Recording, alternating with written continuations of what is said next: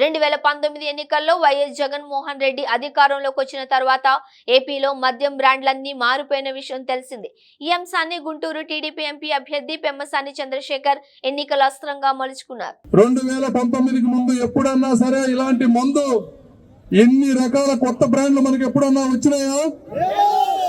పేరు చదువుతా, Andhra prime, young star, super star, రాజధాని ఎక్స్ప్రెస్ అంటారు. రాజధాని లేదు కానీ రాజధాని ఎక్స్ప్రెస్ పేరుతో మందు మాత్రం ఉంది.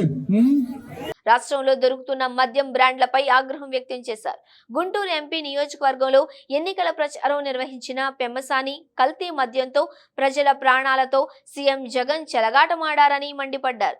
వైసీపీ నాయకులకు గాని, జగన్మోహన్ రెడ్డి గారికి గాని, ఇక్కడున్న ఎమ్మెల్యే గాని, అధికారులందరికీ కూడా సవాల్ చేస్తున్నా. ఇందులో వచ్చిన కెమికల్స్ బెంజోక్వినాన్, వోల్కెనిన్, స్కోపరాన్, పైరోగలాల్, ఈ 4 కూడా మనిషికి హానికరమైనటువంటివి. ఎన్నికల్లో గెలిచేందుకు వైసీపీ నేతలు అడ్డదారులు తొక్కుతున్నారు అన్నారు.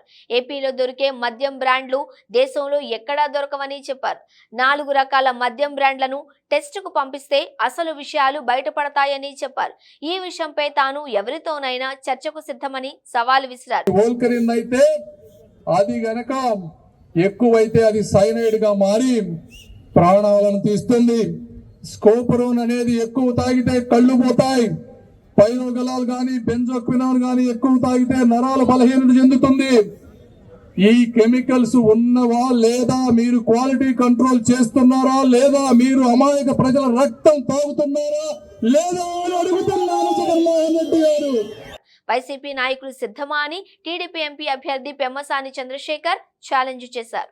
60 రూపాయలు ఉండే మందును 200, 300 రూపాయలు చేసి పిచ్చి మందు పోసి వాళ్ళకి వాళ్ళే తెలియకుండా వాళ్ళని చంపేస్తూ ఉంటే, వాళ్ళ భార్యలు బిడ్డలు అనాథలుగా మారుతా ఉంటే ప్రశ్నించడానికి ఒక పవన్ కళ్యాణం, ఒక పెమ్మసాని వస్తారు, నిన్ను నిలదీస్తారు జగన్మోహన్ రెడ్డి గారు.